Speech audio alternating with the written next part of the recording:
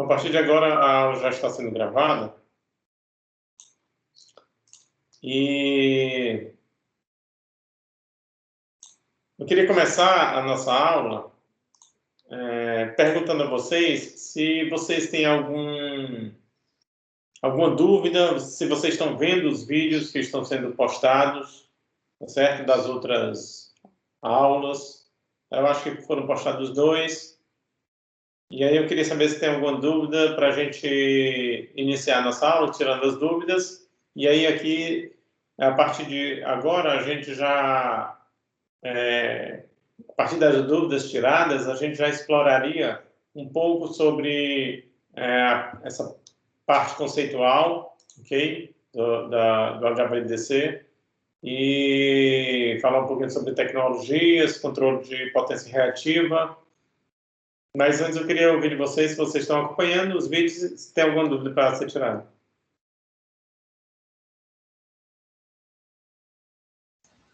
Por enquanto eu não tenho nenhuma dúvida sobre os vídeos não, né? Está acompanhando direitinho? Tô conseguindo. Tá certo.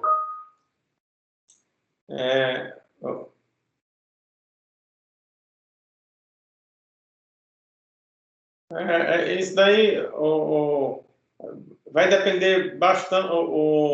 A dúvida do Anderson, o interessante era que você providenciasse o microfone, porque assim, lendo, fica quebra mais a dinâmica da aula, tá certo? Então, se possível, você depois providencia o microfone, que aí fica melhor.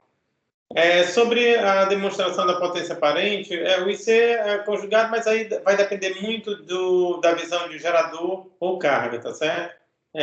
Independente de ser um ou outro, não vai influenciar no resultado. Tá?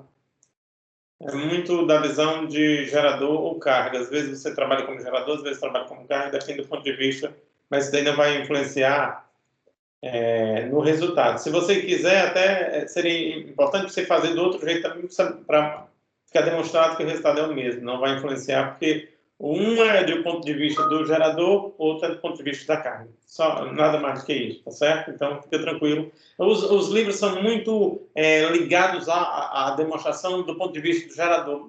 Tá tudo certo, não tem problema nenhum, pode ser do ponto de vista da carga.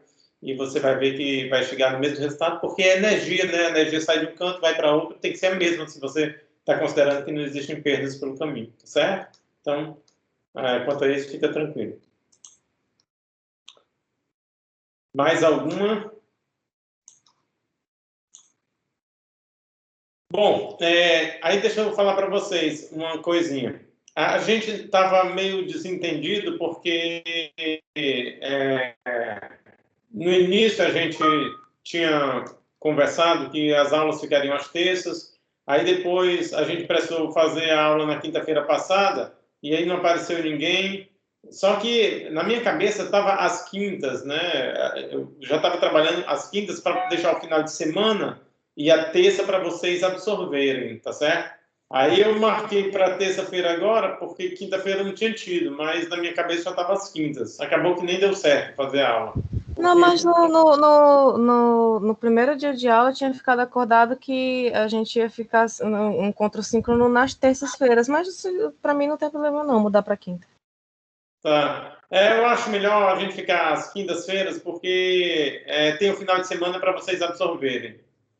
É melhor do que a gente ter aula eu acho melhor ter aula na quinta e aí ficar final de semana e terça, aí na próxima quinta a gente vai sempre tirando as dúvidas às quintas, e se as dúvidas forem poucas, a gente até avança um pouquinho na teoria e aí fica legal, porque a gente já dá uma adiantada no nosso programa. O calendário está certinho, viu, pessoal? De acordo com o que a gente está fazendo, vai ficar certinho no nosso cronograma, não tem problema quanto a isso. O que eu vou fazer agora é colocar novos vídeos, tá certo? Ainda com relação à comparação entre HVDC e HVAC, tá? Mas como esses vídeos são mais informativos, eu preferi, para essa aula de hoje, cair mais aqui na questão tecnológica, porque aí eu acho que é um ponto onde pode gerar mais dúvidas, ok? Mas também vai ter vídeo sobre isso.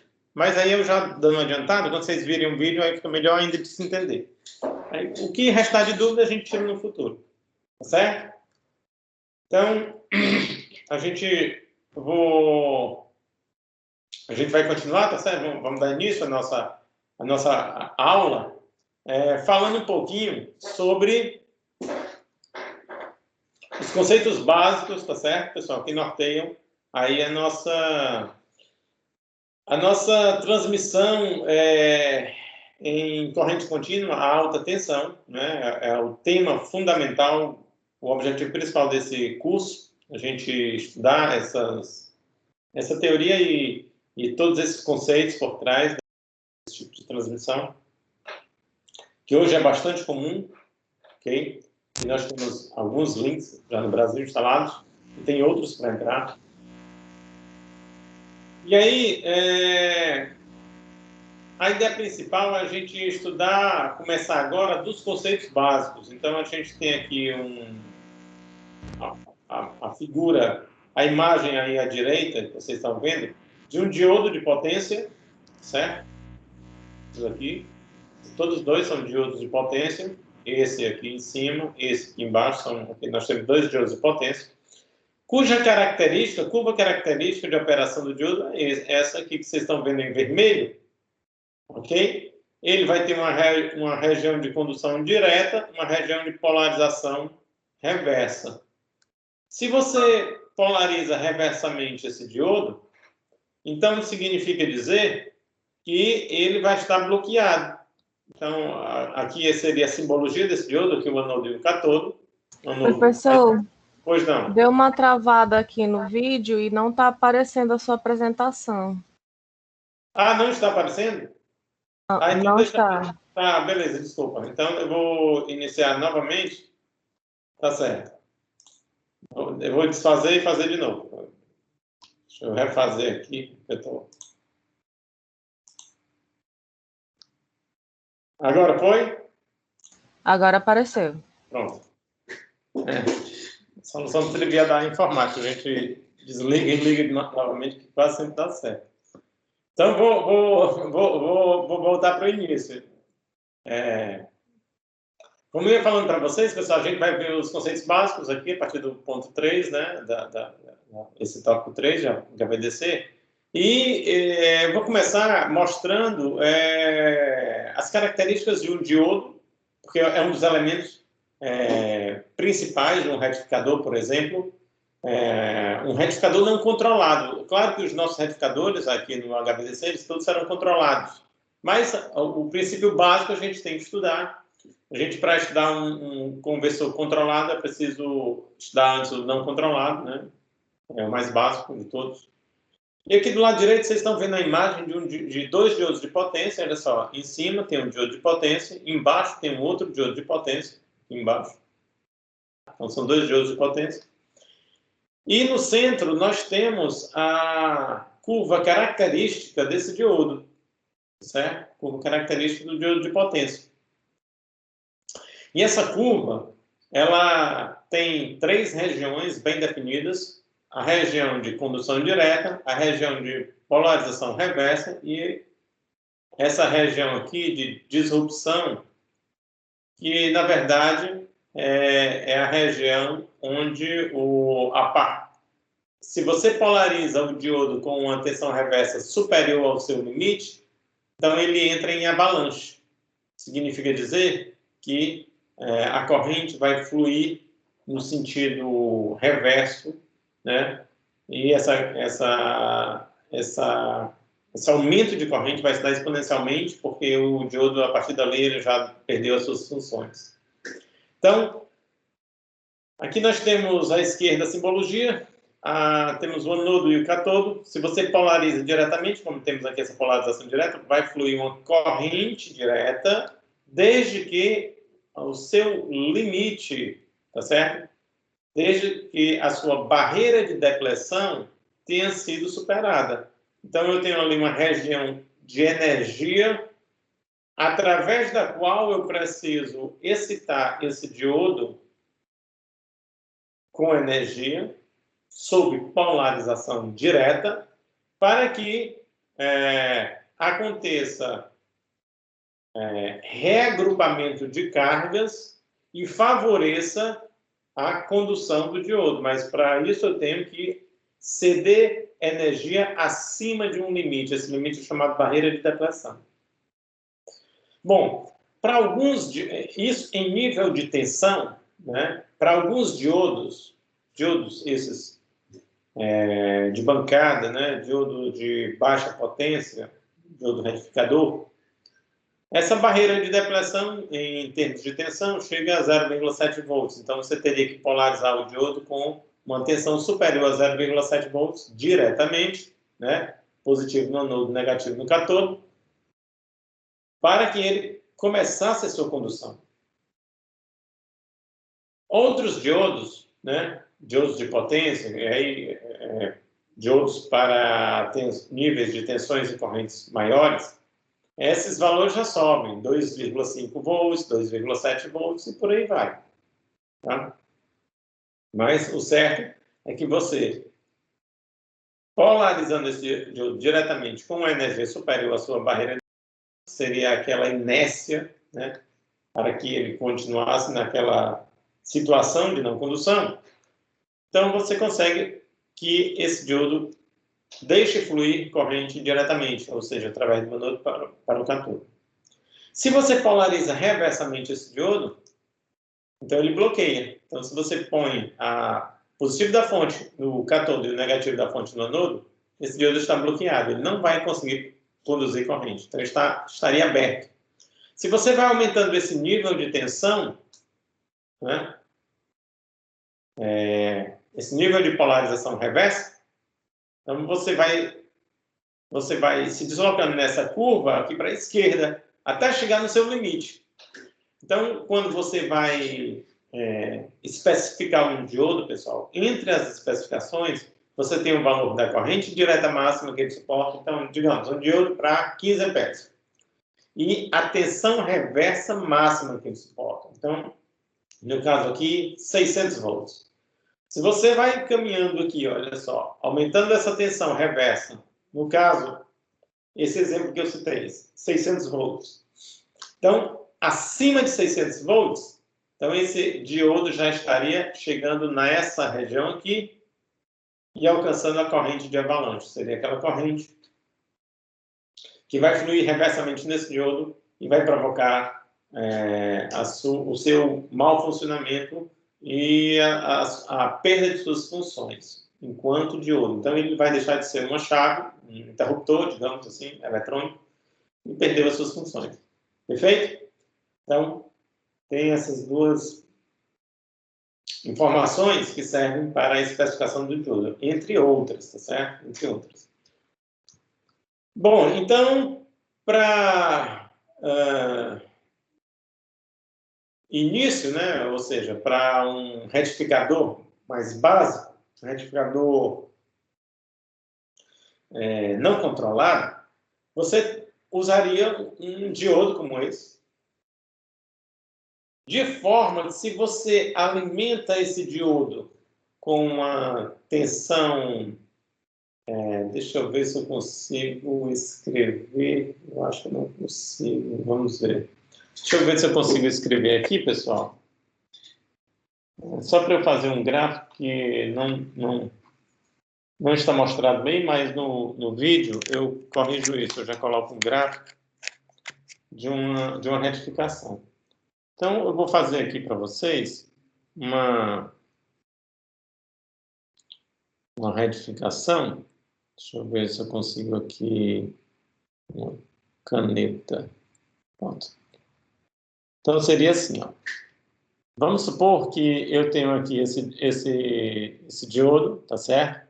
E eu vou alimentar esse diodo com... Deixa eu ver se eu consigo desenhar aqui, antes de mais nada.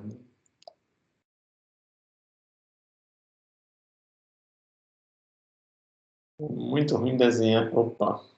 Ai, já ficou ruim. É muito ruim desenhar quando você não está na...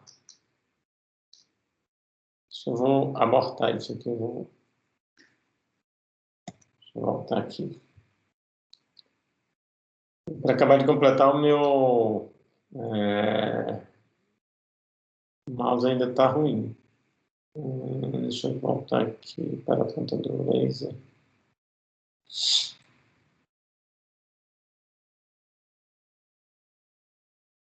Pronto.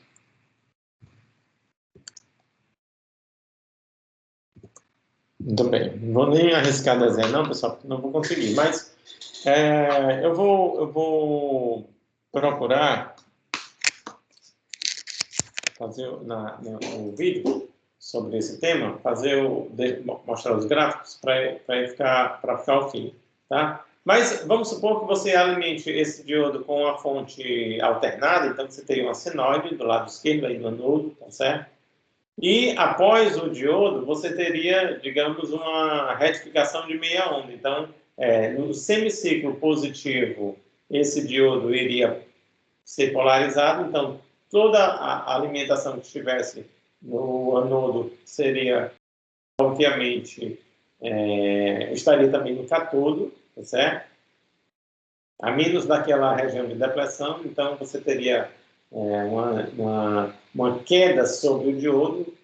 Vamos fixar, digamos, em 1 volt. Então, se eu estou alimentando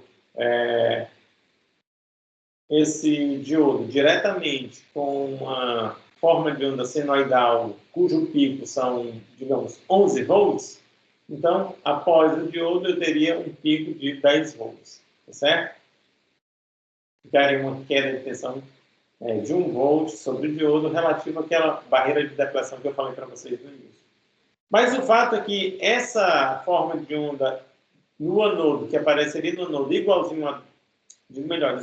que apareceria no catodo igualzinha à forma de onda de tensão no anodo, estaria somente no semiciclo positivo. E quando chegasse no semiciclo negativo, naturalmente haveria uma reversão da polaridade, uma inversão na polaridade, e o diodo bloquearia.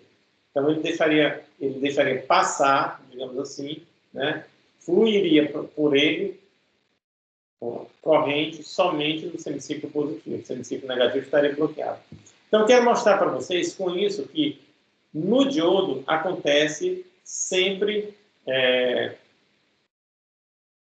o bloqueio desse diodo, tá certo? Desse interruptor, ele é espontâneo, é um bloqueio natural, é o que a gente chama de uma comutação realizada pela rede, tá certo?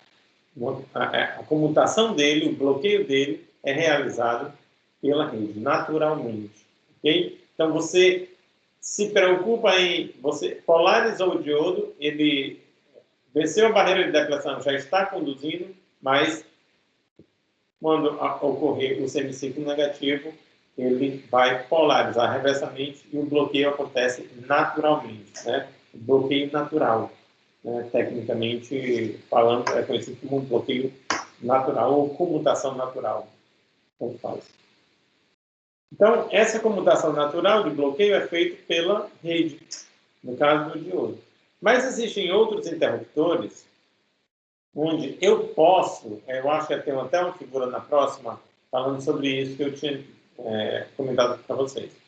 Existem outros interruptores nos quais eu posso já iniciar mesmo que ainda muito tímida, um pequeno controle. A gente vai falar disso daqui a pouquinho, tá? Então, deixa eu mostrar para vocês a figura. Eu nem tinha visto que existia, mas nós temos aqui. Então, olha só, um diodo alimentando uma carga RL através de uma fonte sinoidal. Tá certo? Alimentei o diodo, desculpa, com essa tensão senoidal, semiciclo positivo de tensão, vai começar a acontecer o fluxo de corrente. Olha só, tensão aqui, tá certo? A partir do momento que a fonte tem tensão positiva, o diodo está polarizado diretamente e essa tensão aparece toda sobre a carga. Você vê ela aqui. Esta aqui, o gráfico de baixo. Enquanto que a corrente, olha só, ela começa a surgir, vai aumentando, aumentando, aumentando, aumentando, aumentando. Olha só, pessoal, o que acontece? Nesse ponto, o diodo naturalmente ele bloquearia, certo? Naturalmente ele bloquearia. Mas o que acontece? Eu tenho aqui a tensão no diodo passando para o semiciclo negativo, entretanto não houve bloqueio. Por que isso acontece? Isso acontece em função da natureza da carga, tá certo? Obviamente, se eu tivesse com somente um resistor como carga e não tivesse esse indutor, que é um elemento de armazenamento, o resistor não armazena nada de energia, né? Tudo que passa por ele dissipa. Então, o que ocorre? Se eu não tenho esse indutor, se eu tiver somente um resistor, a partir do momento que a tensão inverteu de polaridade, ele deixaria de conduzir. E essa corrente, ela seria o espelho da tensão. Ela iniciaria aqui, exatamente igual a tensão, alcançaria o pico no mesmo ponto da tensão e cairia, chegaria a zero no mesmo ponto da tensão. Mesma coisa, a corrente através do resistor seria um espelho da tensão sobre ele, tá? Mas aqui nós não temos um resistor, nós temos uma carga indutiva. Parte dela é um indutor e parte é um resistor. Então tem parte indutiva e parte resistiva, tá? Não tem um indutor puro, mas é uma carga RL, uma carga indutiva com característica também de resistência. Bom, significa dizer, pessoal, que durante o semiciclo positivo da tensão, esse indutor acumulou energia. Acumulou energia, olha só, acumulou energia. Por que ele está acumulando energia? Professor, como é que eu sei que o indutor está acumulando energia? É muito simples. Você está vendo que a tensão e a corrente, elas têm a mesma polaridade, tá certo? Então, aqui eu tenho a tensão, olha só, positivo em cima, negativo embaixo, a corrente está entrando no polo positivo da tensão sobre o indutor. Então, está alimentando, eu estou armazenando energia. Então, armazenei energia aqui, a partir desse ponto, a tensão zerou. Se a tensão zerou, tá certo? E ela começa, e ela vai inverter de polaridade, esse camarada, ele vai precisar descarregar. Vocês estão vendo agora que a tensão inverteu de polaridade. Então, aqui a tensão sobre o indutor passa a ser negativo em cima, positivo embaixo, a partir dessa região aqui, ó. Certo? Negativo em cima, positivo embaixo. Então, corrente e tensão com sentidos opostos, com polaridades opostas, significa descarga. Tá? Então, eu levo um certo tempo para descarregar.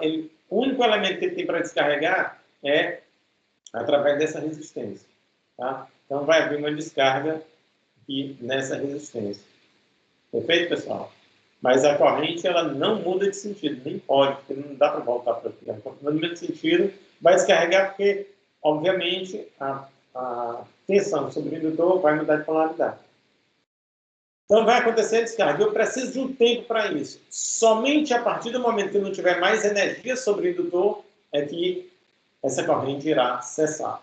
Certo? Então, eu tenho aqui uma região onde, apesar da tensão ser negativa, né, eu tenho ainda condução de corrente, porque esse elemento estava armazenando energia e essa dissipação de energia não pode ser instantânea, tá certo? Essa dissipação de energia não pode ser instantânea. Vocês lembram que a característica principal da indutância é se opor à variação brusca de corrente, né? Assim como a capacitância se opõe à variação brusca de tensão. Ok? Então, não dá. Se eu quiser olhar a tensão através do diodo, se eu colocar um multímetro bem aqui, durante todo esse processo, eu vou ver aqui é idealmente, tá certo, pessoal? Zero, porque ele está conduzindo. Obviamente, num diodo real, eu não estaria lendo zero daqui para cá. Eu estaria lendo a tensão sobre o diodo, porque ele está conduzindo, tem que vencer aquela barreira de defleção. Alguns diodos eu comentei que 0,7 volts, outros 1 volt, outros 2,5, 2,7 volts, e por aí vai depender da potência desse diodo. Tá? Então, eu estaria vendo essa tensão pequenininha aqui em cima, durante todo, desde 0 graus até o ângulo beta. E a partir daí, aí você diz, opa, o que foi que houve a partir daí, professor? A partir daí, o que vai aparecer sobre o diodo é a tensão reversa. Porque a partir desse momento ele bloqueou. Se ele bloqueou, aqui passa a ser negativo e aqui passa a ser positivo. Ele vai ver justamente a tensão dessa fonte aqui no lado reverso, no lado negativo, né? Essa tensão bem aqui, ó. Certo? Essa tensão bem. Na carga eu tenho 0. Então, se a tensão da fonte ela tem que ser distribuída entre diodo e carga, nesse momento aqui, a tensão da fonte é esta, olha só, essa aqui. Na carga eu tenho 0, então ela está totalmente sobre o diodo. Certo? Então, isso aí para a gente relembrar um pouco dos conceitos sobre o diodo. Um outro elemento, pessoal, bastante importante, né, nessa forma de transmissão, de uma maneira geral, é o tiristor, certo? É o tiristor. O tiristor, ele tem o seu conceito, certo? É muito parecido com o diodo, ok? Muito parecido com o diodo. Aqui nós temos alguns tiristores, né? Anodo, cátodo, aqui embaixo o gate, onde eu faço o disparo, e da mesma forma, anodo, cátodo, aqui o gate, tá? Onde eu faço o disparo. Então, qual é a diferença deste elemento? Aqui nós temos 2 tiristores de potência, tá? Qual a diferença entre este elemento tiristor e o diodo? Bom, basicamente, né, o que acontece é que o tiristor, ele é um elemento de 3 terminais, o diodo é um elemento de 2 terminais apenas. Ele tem o terminal do anodo e o terminal do cátodo. Certo?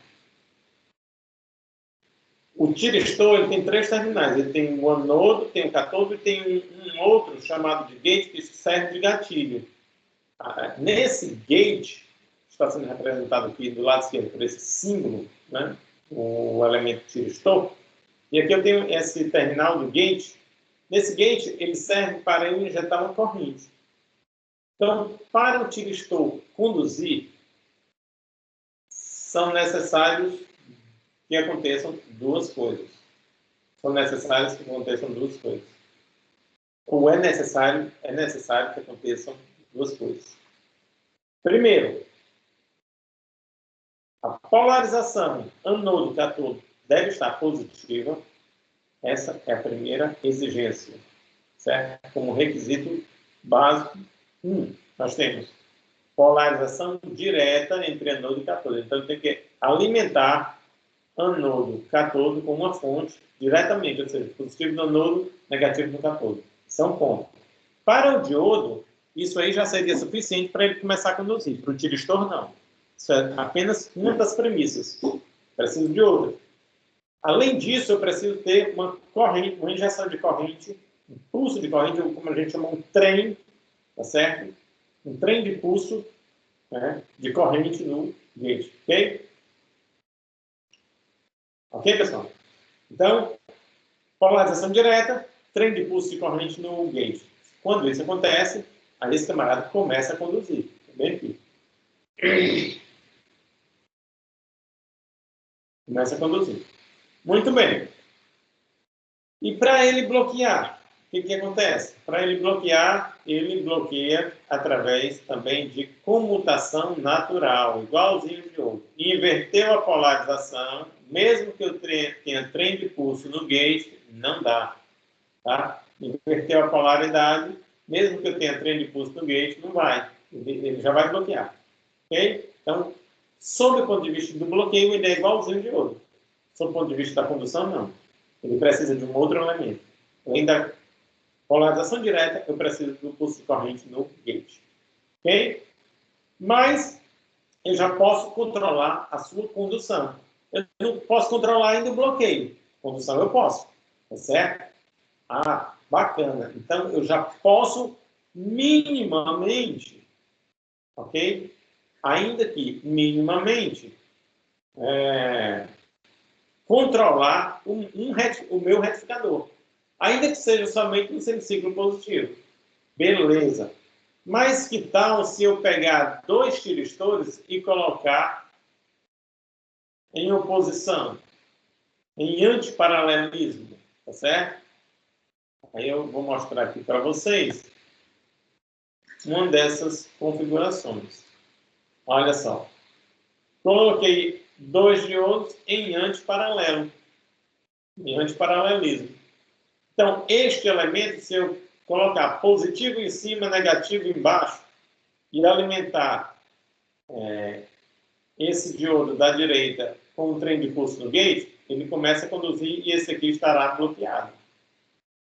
No semiciclo negativo, a coisa inverte, fica positivo embaixo, negativo em cima, automaticamente esse camarada bloqueia e esse aqui estaria apto a conduzir. Aí eu jogaria um trem de pulso quando eu quisesse no gate dele e ele começaria a conduzir. Então, a partir desse antiparalelismo, ou por assim dizer, alguns chamam antiparalelismo, outros chamam em contrafase, tá certo? O fato é que eles estão em uma configuração em paralelo, onde o anodo de um está ligado ao cátodo do outro, tá certo? Muitos chamam antiparalelismo. Vamos ver. Mas esta configuração me possibilita um elemento onde eu posso controlar tanto o semiciclo positivo, a entrada em condição, quanto o semiciclo negativo, a entrada em bloqueio. Então, controlo, por um lado, condução e controlo, por outro lado, bloqueio. Semiciclo positivo, entrada em condução, semiciclo negativo, entrada em bloqueio.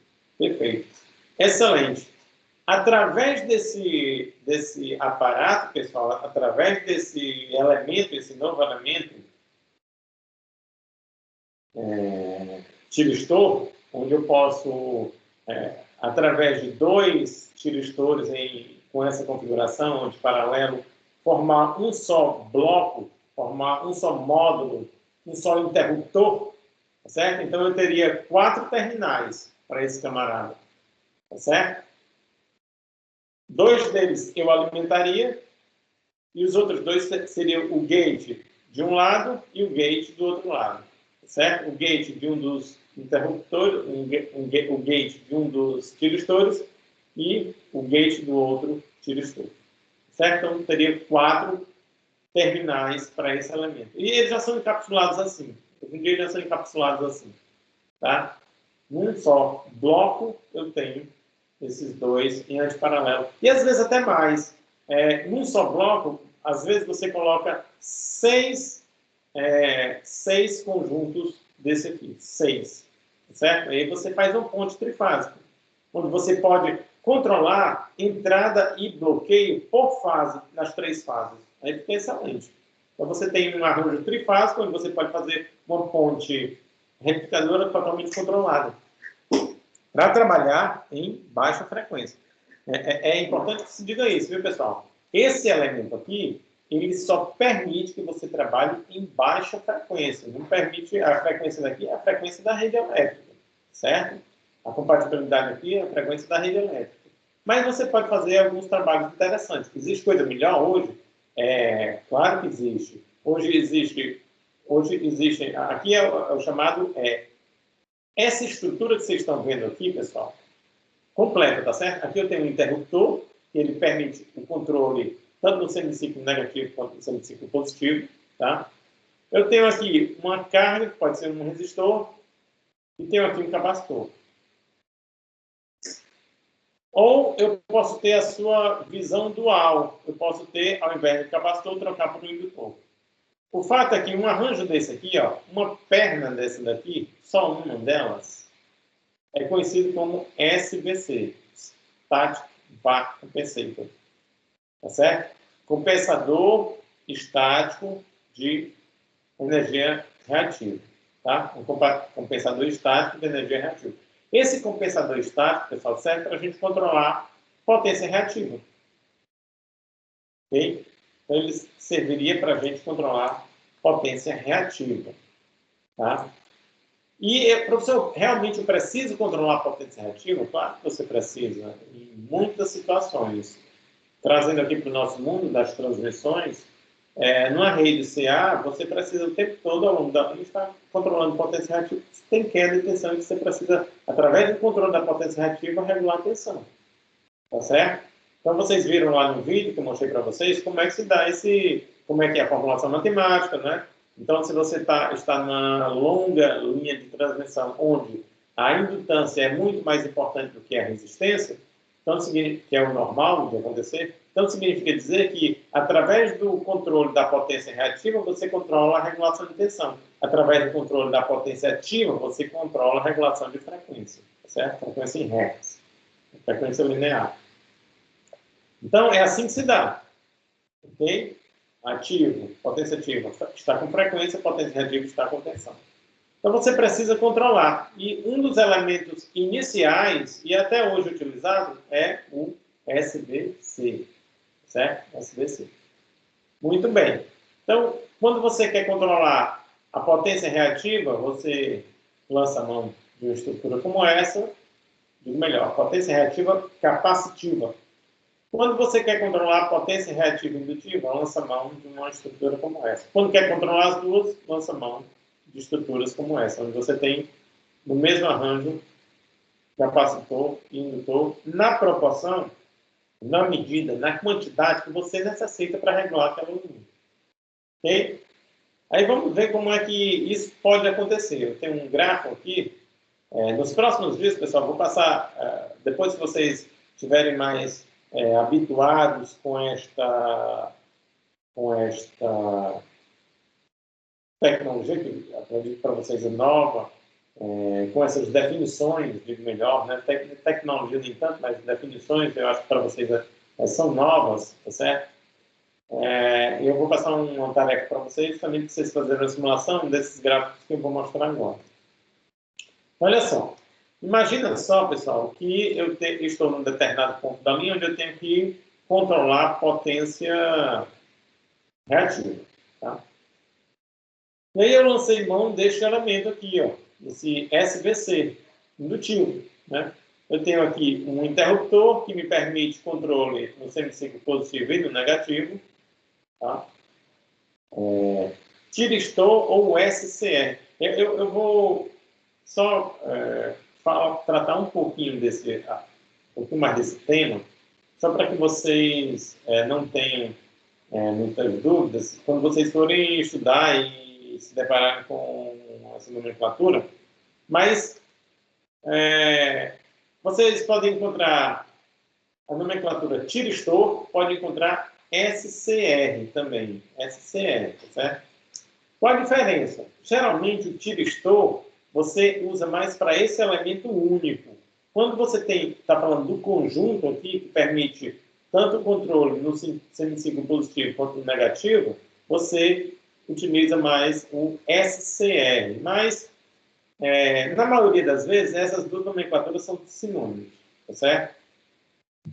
Então, não se preocupe muito com isso. Mas eu já estou pontuando aqui para vocês. Então, SCR, tiristor, vocês irão se deparar com essas expressões e eu mesmo poderei estar trocando uma pela outra sem muita preocupação ao longo do nosso estudo, tá certo, pessoal?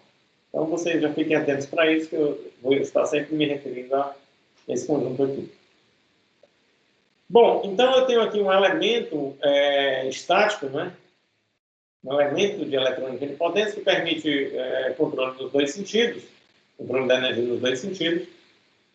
E aqui eu tenho um indutor, um reator, né? Um reator. Aí o que acontece? Eu vou colocar isso aqui numa linha, e aí, obviamente, o que ocorre? Eu falei para vocês que quando eu polarizar diretamente essa estrutura, um já vai ficar bloqueado de cara, digamos, positivo em cima, negativo embaixo, esse camarada aqui já fica bloqueado, lado esquerdo. Lado direito, ele vai estar apto a entrar em condução. Apto, ele não entrou ainda, ele só vai entrar em condução quando tiver Mesmo que eu tenha tensão, a tensão esteja aumentando positivamente, ele está bloqueado. Ele só vai entrar em condução quando eu jogar um pulso de corrente aqui no gate. Aí sim, ele começa a conduzir, tá certo? Então, vamos supor que esse ângulo de condução aqui não tenho ainda, tá? Aí eu vou fazer o seguinte, eu vou dizer, olha, eu vou trabalhar com um ângulo de condução 0 graus. Significa dizer o quê, professor? Significa dizer que logo que eu tenha tensão positiva aqui nesse elemento,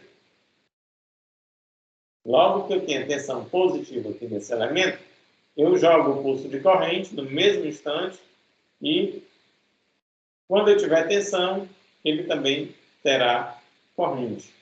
Tá certo? Se tiver tensão, também haverá corrente. Muito bem.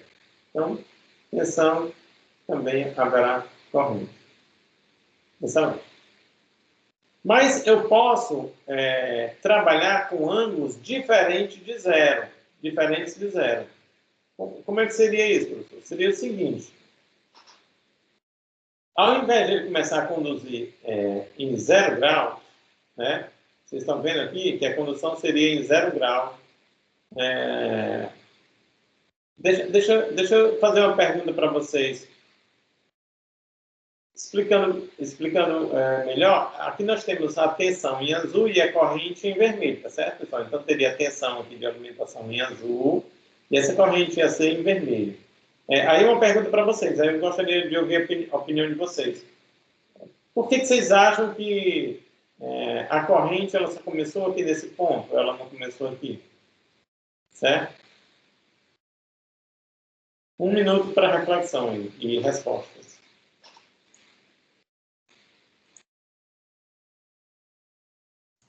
Pode repetir a pergunta? Eu não entendi muito bem.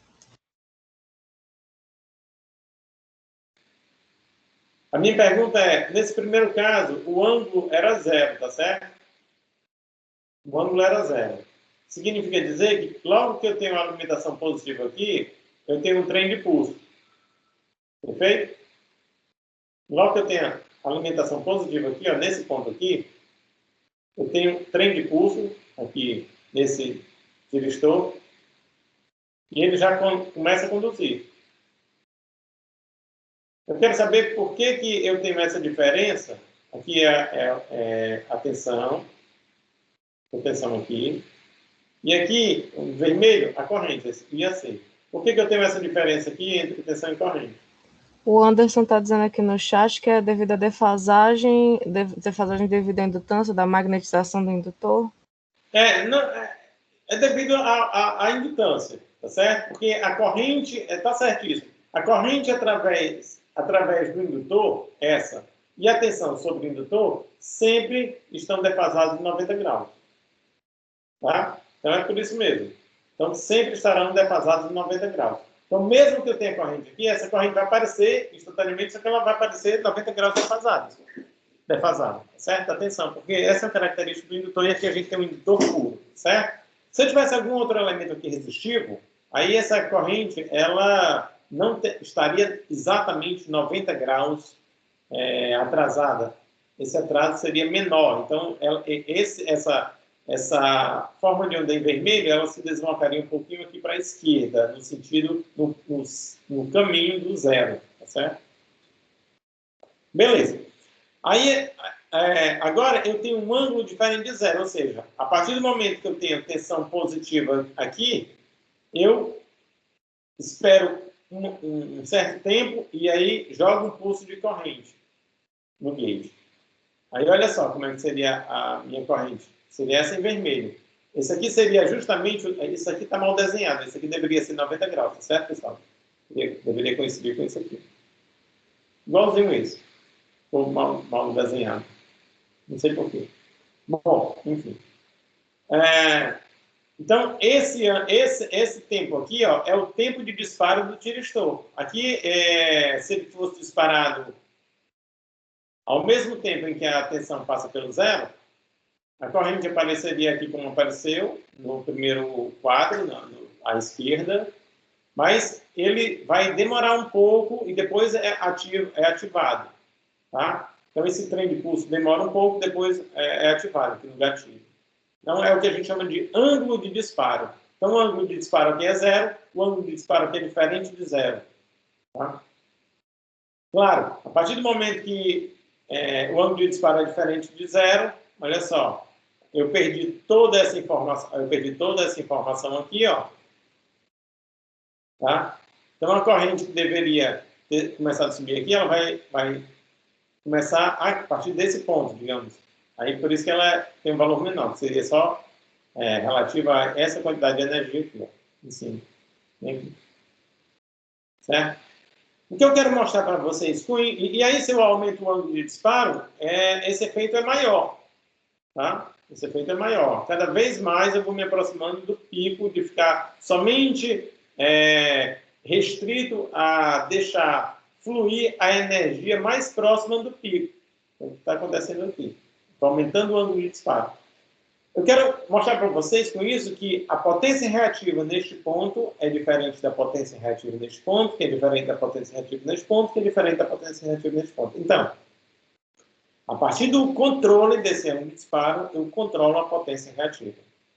Tá certo, pessoal? Ficou claro isso aí? Eu gostaria de ouvir de vocês. Ficou. Se vocês traçassem a fundamental dessa forma de onda aqui, ok? Raquel e Anderson, se vocês traçarem a forma de onda fundamental dessa curva em vermelho aqui, nesse quadro, esse segundo quadro superior, essa fundamental, ela seria algo assim, ó. Ela estaria passando bem por aqui assim, mais ou menos, certo?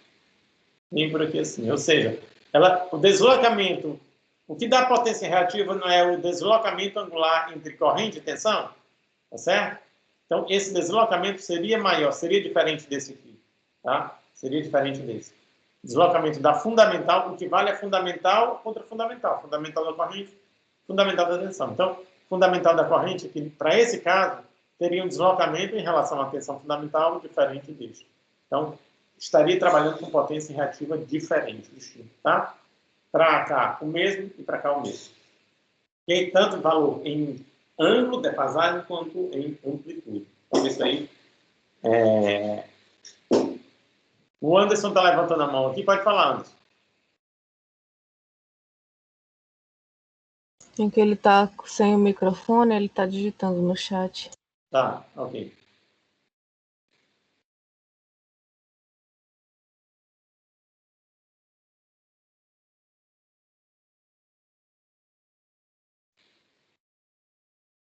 Ele está pedindo para explicar novamente o disparo. Por favor, peça para explicar de novo a diferença da primeira à última. Tá. Ao disparo? Ok. Bom, de novo. Nesse momento aqui, a partir do momento em que essa forma de onda de tensão passou por zero, eu disparei, no mesmo instante. Certo? Disparo a ângulo zero. Tá? Obviamente, como isso aconteceu, a partir do momento em que a forma de onda de tensão passou por zero, ele começou a conduzir como se fosse um diodo. Então, esse comportamento aqui é justamente o comportamento como se eu tivesse um diodo aqui desse lado e um diodo aqui desse outro lado. Certo? Um diodo desse e um diodo desse lado. Tá? Eu estou explicando somente o semiciclo positivo. Ok, pessoal? Aí depois a gente analisa o negativo. O negativo, na verdade, é só rebater, né? Então, tudo que eu falei para esse tiristor serve para esse outro tiristor aqui, do ponto de vista do semiciclo negativo. Para esse caso, o que aconteceu? A partir do momento que a tensão passou por zero, eu esperei um certo tempo, que é justamente esse tempo aqui, ó. Tempo aqui, tá? Justamente esse tempo, deixa eu ver se eu consigo... Deixa eu ver aqui...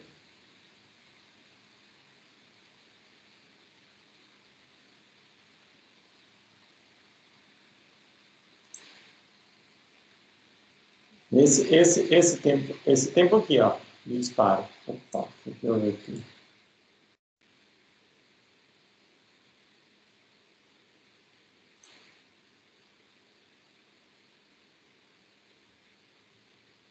Esse aqui. Esse tempo aqui é o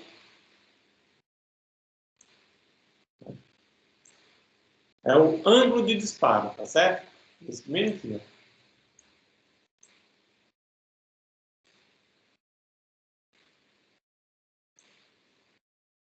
Okay? Então, esse aqui é o ângulo de disparo.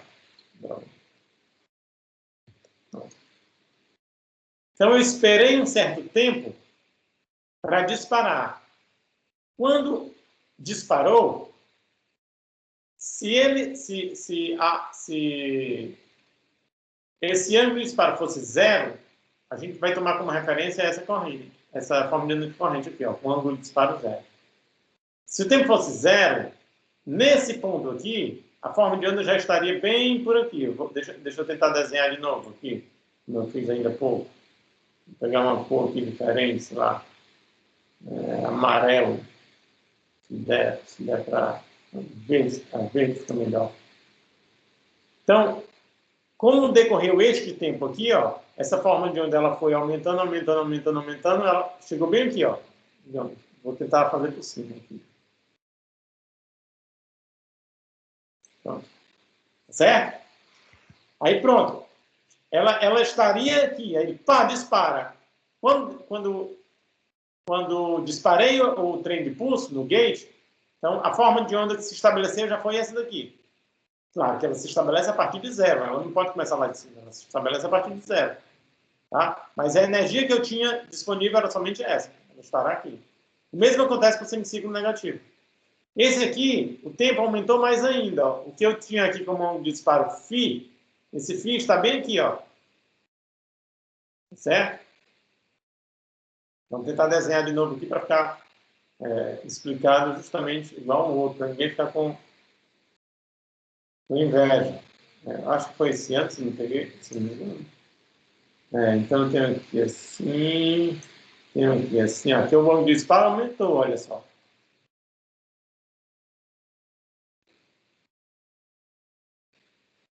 Φ, vou botar, sei lá, θ. Aqui, θ. Então o ângulo de disparo agora é θ, maior do que φ, tá certo? Pegando esse elemento aqui como sendo o elemento de referência, passou esse... Ó, obviamente, pessoal, eu quero que vocês entendam que isso aqui era para estar bem aqui, tá? Na verdade, deixa eu ver aqui o que aconteceu. Tá? Era para estar bem aqui, mas tudo bem. Aí o que aconteceu? Passou todo esse ângulo a partir desse ponto aqui. Ó. A partir desse ponto passou todo esse ângulo. Se passou todo esse ângulo, significa dizer que eu tenho menos energia ainda disponível quando eu emitir o meu trem de pulso. Então, chegar bem aqui, aí eu vou, pá, disparei o trem de pulso. Mas só que a corrente ela deveria estar subindo e estaria neste ponto aqui. Deixa eu pegar uma outra cor, certo? Amarelo, acho que esse aqui talvez. Ela estaria bem aqui, ó, só o cume aqui, certo? Só isso aqui mesmo.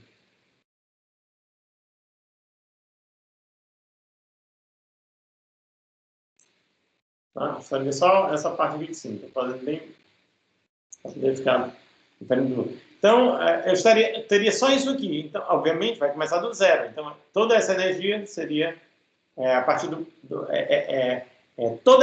apenas essa energia, tá certo? Que eu tenho para deixar fluir. Então, ela está representada por essa forma de onda de corrente, tá?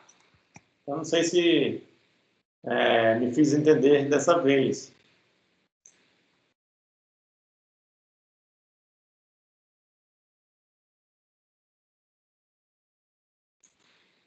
E aí, Anderson, melhorou a explicação ou ficou na mesma? Como é que é?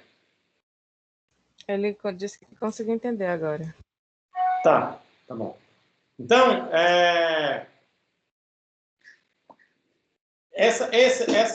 o que eu estava falando para vocês, pessoal, é o seguinte, é que, deixa eu, já me aventurei aqui com o mouse, deixa eu tentar de novo aqui, eu vou fazer o seguinte, eu vou tentar colocar uma forma de onda em preto, eu acho que fica melhor. Aí o que eu estava dizendo para vocês é o seguinte, olha, se vocês forem trabalhar com a forma de onda a fundamental, de repente a fundamental ela é assim, ó.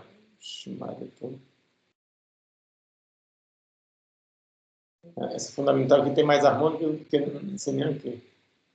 Mas eu vou tentar fazer aqui, ó. Ixi, não vai dar não. Se eu tirar essa aqui, porque tem muita harmônica essa fundamental. Apagou. Aí, apagou tudo. Ah, foi mal. Bom, enfim. Vai estar gravado, vocês vão ver. Tá? Aqui não dá para apagar só uma coisa. O que você fez, ele apaga tudo. Tá tudo certo.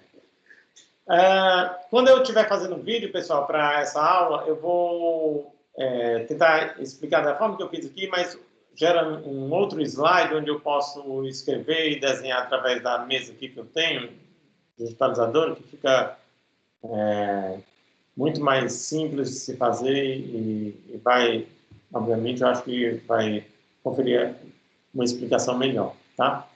Mas um fato é que, se você tomar a fundamental dessas formas de corrente, excetuando-se a primeira, né, que já é a própria fundamental, mas todas elas têm muitos harmônicos, né, que são ondas senoides recortadas. Então, se você tomar a fundamental delas, obviamente, a diferença angular entre fundamental de corrente e fundamental da tensão, tá certo? Essa em azul, elas são bem distintas e elas são bem distintas e significa dizer que eu tenho potências reativas diferentes, tanto do ponto de vista, a potência reativa ela vai mudar com o ângulo e ela vai mudar também com o ângulo de defasagem de corrente de tensão e vai mudar também com o valor da amplitude, né, de ambos. Como a tensão não está mudando, vai variar com o valor da amplitude da corrente. Perfeito, pessoal? Bom, então, para hoje, era isso que eu tinha selecionado para explicar para vocês. A gente vai voltar com outras tecnologias. Quer dizer, essas aqui são as mais básicas. A gente vai ver tecnologias mais avançadas na próxima aula, tá?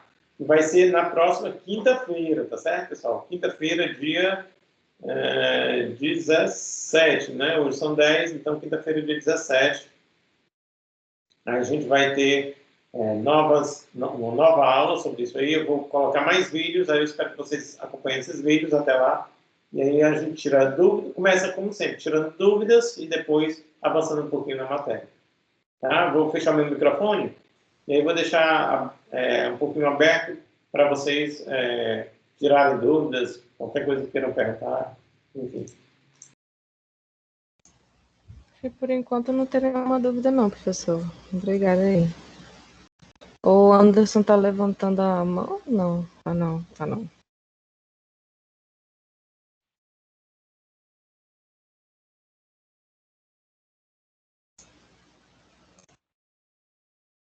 Parece que ninguém tem dúvida. Anderson, se tu quiser falar, eu leio para o professor a pergunta. Eu já estou com o chat aberto, Raquel. Ele pode comentar aí, eu estou com o chat aberto já. Tá bom.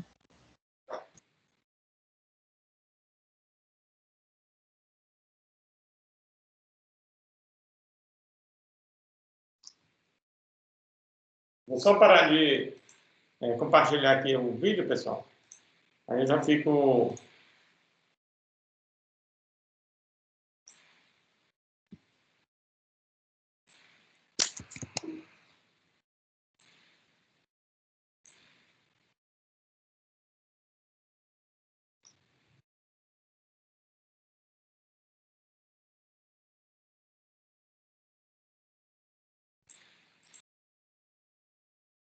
Bom, se o disparo for longo o suficiente, aí é que tá. O controle é você quem faz, né? Você vai controlar o máximo de reativo que você precisar controlar. Se ele for longo o suficiente para não ter corrente, é melhor nem disparar, tá certo? Se ele for longo o suficiente para não ter corrente e não disparar, é a mesma coisa, dá igual. Então o controle vai ser zero. Tá? Então, O fato é que você pode controlar desde uma potência reativa pequenininha até a potência reativa máxima, né? É o que em cada semiciclo, tá? E mais uma vez, deixando claro que esse controle, pessoal, é feito em baixa frequência. A frequência é a frequência da rede, porque esse elemento ele não suporta, tá certo? Frequências altas. Ele aquece e estoura. Não tem jeito. Tá? A constituição dele, tá certo? Ele é um elemento mais antigo. Ele é concebido para trabalhar em baixas frequências. Frequências compatíveis com a frequência da rede elétrica. Geralmente é a mesma frequência da rede. Tá? No máximo, ali, você tem 2 vezes a frequência da rede. Não passa disso. Não deve passar disso, certo? Então, se a gente não tem mais dúvida, pessoal, acho que eu vou ficando por aqui. Eu espero que vocês fiquem atentos, tá certo? Eu espero que vocês vão acompanhando direitinho os vídeos. Qualquer coisa de dúvida, tem um canal só sobre Tira Dúvida, põe lá que eu leio todo dia e a gente vai tirando as dúvidas na medida do possível. E quinta-feira a gente se encontra mais uma vez para a nossa próxima aula. Perfeito? Bom final de semana aí para vocês e obrigado pela presença. Você também, pessoal.